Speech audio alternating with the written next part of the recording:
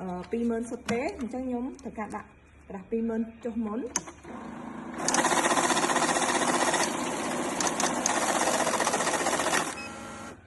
ចាអញ្ចឹងបងពេលដែលលុយចាអញ្ចឹងយើងដកចេញមកបងអញ្ចឹងបងលុយ 20000 19 ស្លឹកបងចង់ចាក់បញ្ជាក់ម្ដងទៀតក៏បានចា19 ស្លឹក 38000ហើយបងចង់ឆែចេញបន្តទៀតបងខ្ញុំយកកដាស់តែ 50000 នេះអញ្ចឹងខ្ញុំដាក់ 50000 មកមុន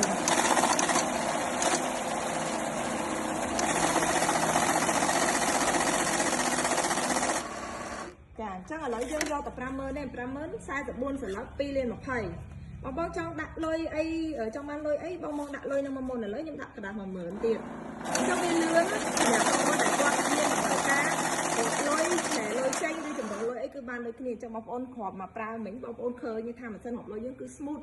រាប់ទៅអត់ស្អិតអត់តាក់ហើយធានាមួយឆ្នាំលើសេវាជួសជុល 6 ខែលើគ្រឿងបន្លាស់ទៀតអញ្ចឹងអរគុណច្រើនសម្រាប់ការតាមដានវីដេអូ